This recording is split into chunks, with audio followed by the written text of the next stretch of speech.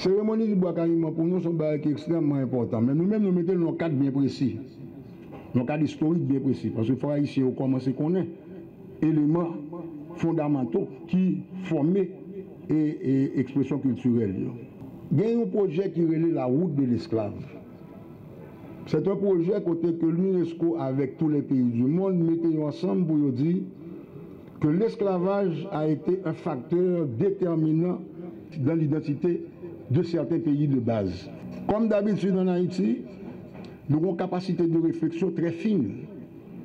Et rapidement que le projet a commencé à lancer, commencé des discussions sur le fait que les Haïtiens n'ont pas jamais accepté l'état d'esclavage. Les Haïtiens n'ont pas jamais accepté la notion qu'ils étaient esclaves.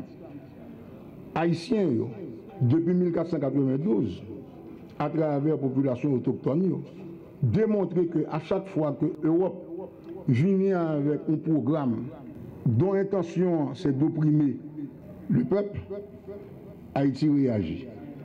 Les projets qui sont en cours, aménagement et confortement de la citadelle, aménagement et confortement du palais sans souci, restauration de la chapelle de Milo, protection et sécurisation du marché en fer de Jacmel, faire de l'ancienne prison de Jacmel un centre culturel, faire de l'ancienne prison du Cap-Haïtien un centre culturel, restauration et confortement de la maison à ténor firmé pour en faire un musée, adresser la question d'architecture vernaculaire des zones endommagées, protection et confortement de Fort des Oliviers et intervention sur les forts Jacques et Alexandre pour que l'Ouest ne soit pas défavorisé.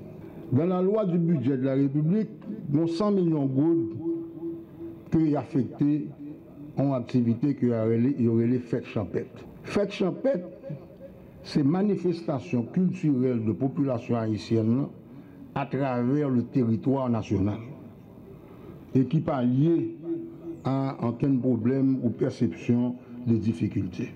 Ouais, pas ouais, Jacmel fait carnaval, quelle que soit la situation. Ouais, pas ouais, septentrional pour le jouer, il a fait champêtre dans le nord. Ouais, pas ouais, Jérémie a fait activité. Donc l'État a signé 100 millions de gouttes pour ça.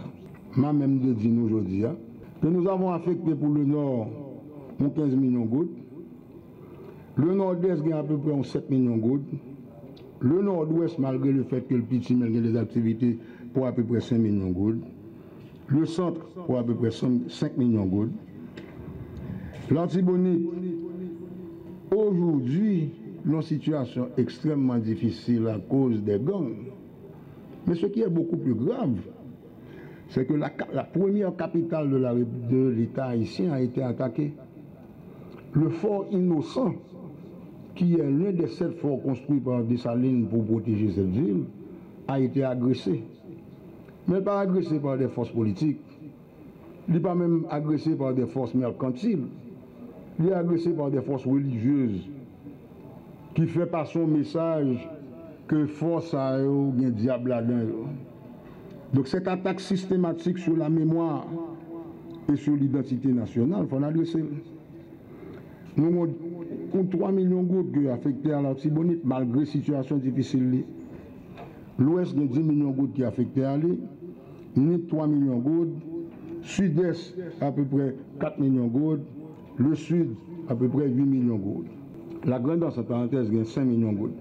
Nous-mêmes, la même approche que nous avons fait, et pour Carnaval, for Liberté, et pour recevoir le président Petro à Jacmel, que tout investissement que l'État a fait dans le cadre culture, il faut que bon bagage qui rete. Et c'est comme ça que nous affectons 30 millions de gouttes la capacité de l'État d'offrir aux communautés de base l'accès à l'Internet.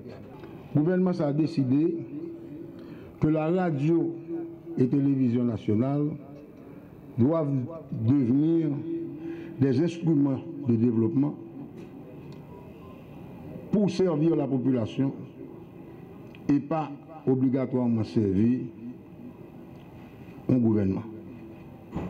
Et c'est la raison pour laquelle non seulement il y a des discussions qu'a faites avec les structures internationales, Mais année ça, comme nous travaillons sur le budget de la République, nous inscrivons dans le budget de la République des montants nécessaires qui vont permettre la restructuration de la radio-télévision nationale.